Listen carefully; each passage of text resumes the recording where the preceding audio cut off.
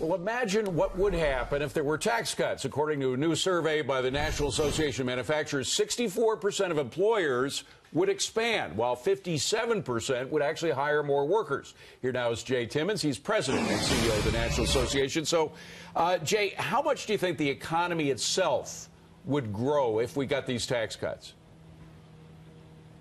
Well, I think, tax reform overall is all about economic growth. And being able to put money into expanded plants and equipment as well as hire new workers, obviously you're going to see an increase in our economic numbers every quarter. I mean, a lot of folks talk about a 3% growth rate and how could we possibly achieve that? We've almost gotten used to. Well, we did last quarter already. We're already there by the quarter. Go ahead. That's right. Yeah, and if you look back just a few years ago, the average growth rate in one of the worst economic times in our country's history, the Carter administration, was 3.2%.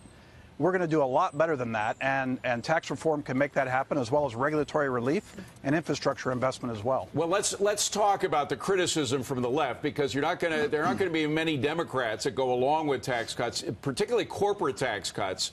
The left says that if there is a corporate tax cut down to the 20% that the president wants from close to 40% now, that corporations would just use that money for stock buybacks and other schemes that don't actually lead to hiring more workers, to which you say what? Well, let's be clear about something. Our members, and you just pointed it out, our members, 14,000 manufacturers across this country, 2/3 said that they would put money back into the economy, invest in new plants and equipment. Almost the same number said that they would hire new workers. Well, more than half of them said that they will increase salaries and benefits for the existing workers. That's good news for the economy. That is great news for manufacturing workers. Now, you have a lot of companies, U.S. companies, that move to Ireland and other places. Ireland has a corporate rate of 12.5%.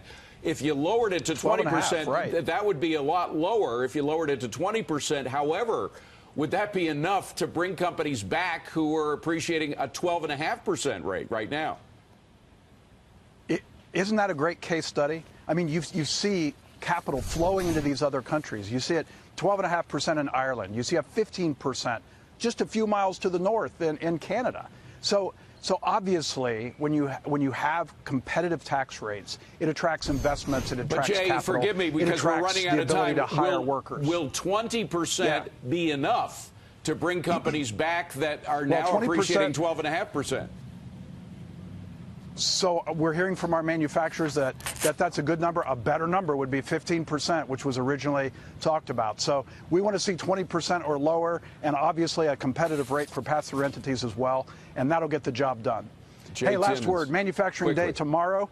3,000 companies across this country opening their doors to students and teachers. Good for you. Jay Timmons, congratulations, and we're hoping for a tax cut here. We want the economy to grow. Thank you very much. Appreciate you being here.